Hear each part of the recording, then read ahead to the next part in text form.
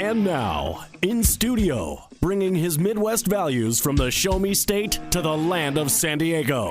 He's a triple threat, licensed as an attorney, mortgage broker, and a top producing realtor who's crushing the competition. Here to deliver you what's happening in the trenches of the market. Your host, Michael Gaddis. Welcome back to the Michael Gaddis Show on AM 1170. The Answer. It is a special Halloween version of the Michael Gaddis Show.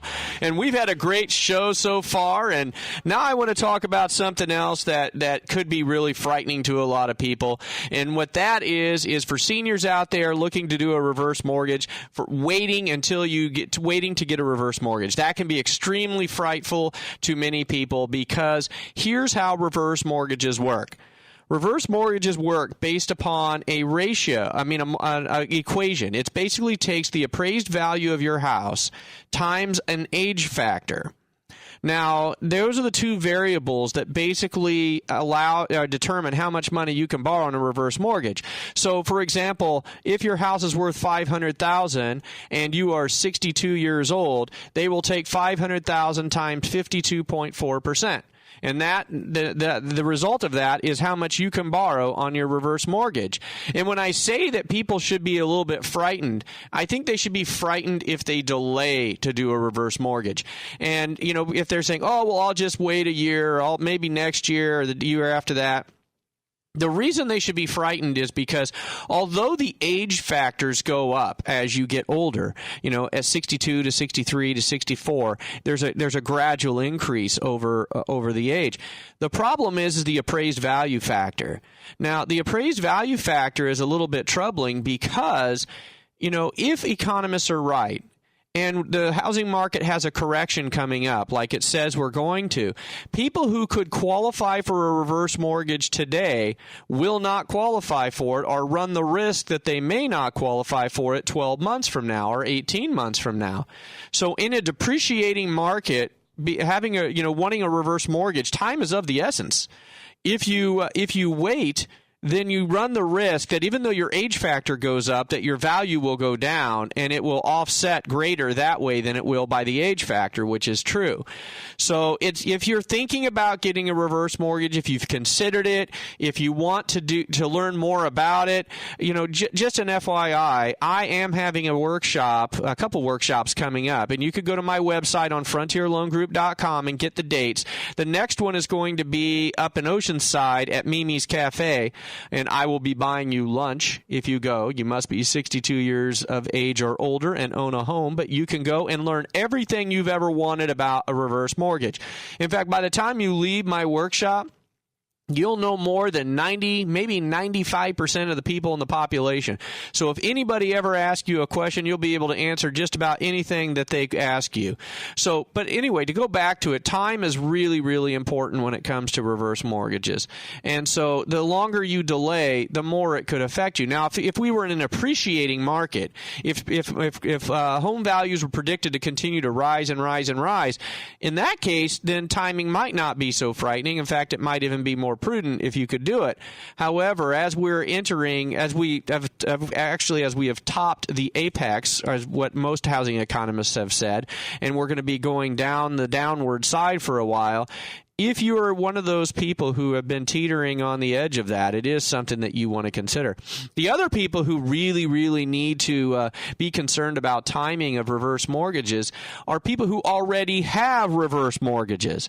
So if you have a reverse mortgage, you can refinance that reverse mortgage. However, your window of opportunity is only open for so long, and your ability to basically maximize the benefits is only open for a while. What do I mean by that?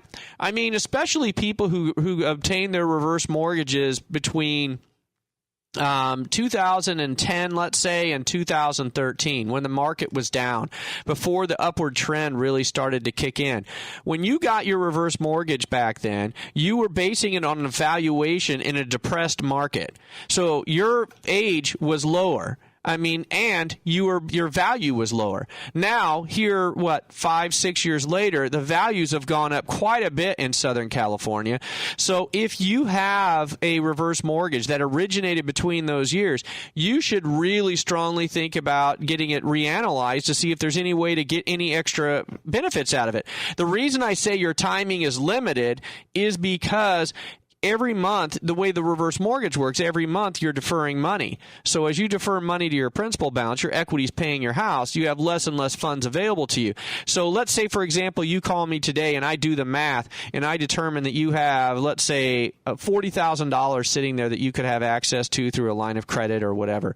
And you say, I'm going to think about it. And maybe 8-9 months later you come back. One, you run the risk that your value comes down. And two, you've eaten into the money that you could have gotten by pure deferral. So it's not really prudent for you to wait to do a reverse mortgage, a refinance, because if you wait, you could lose out on the money that you could be putting into a line of credit for yourself to tap into if you ever need it. So it's just one of those things where I can just talk and talk and talk, but and the only reason I mention it today is because I literally had somebody who did that to me. I talked to somebody 7 months ago and told them they had an opportunity to do a refinance on their home.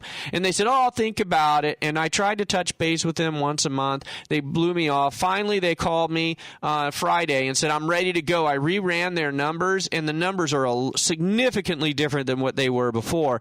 And they're having problem understanding that. And so I explained it to them, and they said, well, I should have done it 7 months ago. And I said, that's exactly what I tried to tell you.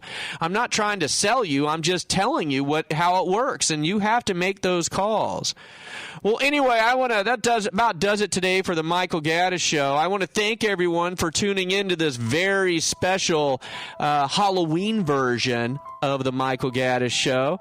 And I'll be back next Monday night at 7 p.m. talking about anything and everything related to real estate. So with that note, we'll let you out listening to The Exorcist, which is one of the scariest movies I saw as a kid. I was terrified of it. This was the movie that scared me and made me turn my lights on. So as we exit today, listen to the music, and maybe you'll have to leave your lights on tonight. Good night.